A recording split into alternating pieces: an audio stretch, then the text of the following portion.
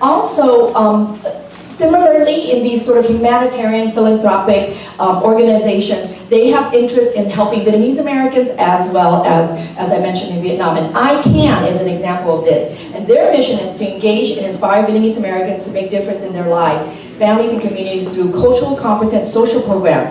Their vision is building a Vietnamese American community where everyone is engaged, informed, and inspired to make a difference. Their work includes relief for orphans and those in need of health services in Vietnam, and even parent training in Silicon Valley and then South Bay, essentially, right? And that was started in 2000.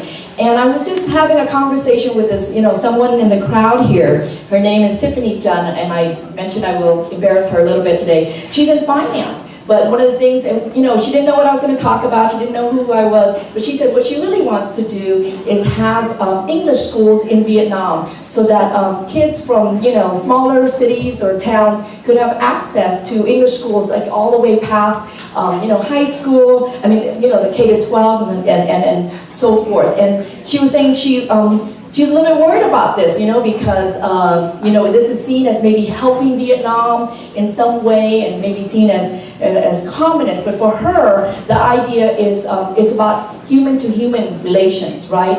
And giving access to people that matter. And so I feel that then and now, the spirit of giving from the Silicon Valley is still very, very strong. I want to say also that the connections is about family members, right, that have essentially made their riches here and then help family members to create these organizations.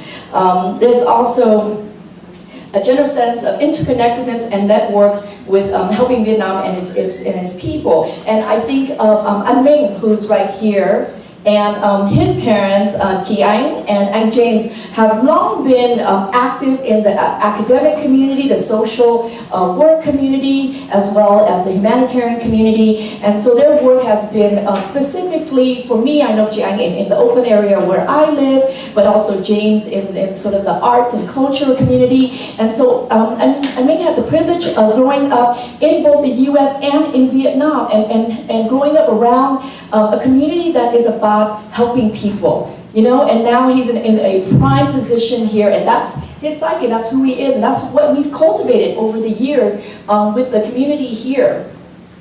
So, I just wanted to say that. And so, giving this amazing Vietnamese American community in the Silicon Valley, I want to propose a question. How can industry, academia, and community work together? And I think one way that I try to do this in my capacity as a professor at UC Davis is to have what we have currently, which is the New Vietnam Studies Initiative. And our mission with this initiative is to bring together scholars, industry experts, government officials, activists, and artists to lend their knowledge to the many dimensions that comprise contemporary Vietnam. New Vietnam Studies, or the study of economic reconstruction and cultural renewal of Vietnam, will move this country beyond the major conflict of its recent history to chart its own course into the future. So essentially, we bring together STEM with social sciences and humanities to tackle the issues that are affecting Vietnam and the Vietnamese American community and the diaspora here. It creates avenues for the next generation to engage in Vietnam in meaningful ways, like organizing initiative events, and also to edit our future journal about development of Vietnam. And also at UC Davis, they started a Vietnamese language movement where young people decided they're in UC Davis we're 42% Asian American. Vietnamese are the second largest population in this group, and we don't have a Vietnamese language class. So they're demanding that, and they're asking the initiative to work with them. And actually, they demanded we have a symposium that the initiative sponsored to bring in scholars that are teaching at Stanford and other UCs too, and as well as principals that teach in Saturday school. How many of you guys went to Vietnamese Saturday school growing up? Yeah, it's awesome. In any case, we have them, and also we had innovators.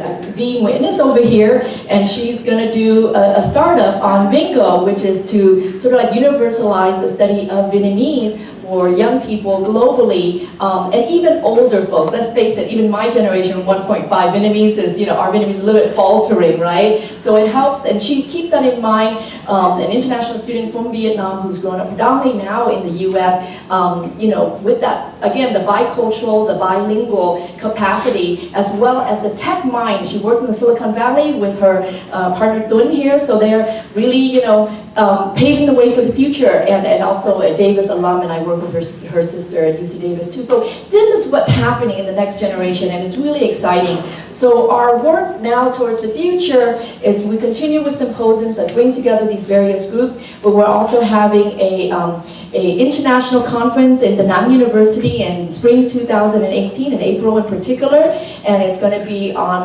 branding Vietnam, and we're going to bring in industry and government and people to really think about, what are the best ways in Vietnam to chart its course towards the future. We know a lot about the future. We're here as a support system. We're here, to lend our skills, but the future of Vietnam is with the Vietnamese people, and so we recognize that. So just lots of different things going on, and I think there's a lot of opportunities for us to bring in, like I say, community, industry, academia, and so forth, right? And so in conclusion, I want to say that, we're making history by carving a hopeful and exciting future that at VietTech today. So if your ambitions are here or in Vietnam or both, know that we have a long history of our involvement in Silicon Valley and beyond. The best is yet to come, and that the lead will be with the next generation. And in the spirit of entrepreneurship and the Vietnamese sense of the hustle, I have copies of my book here, Transnationalizing Vietnam. And if you would like a copy, and I'll sign it, it'll be available. I'm just joking, but no, seriously, I do have it in the back of my car. So anyway, I just want to say thank you again for having me here, and I'm done. Thank you, Clara.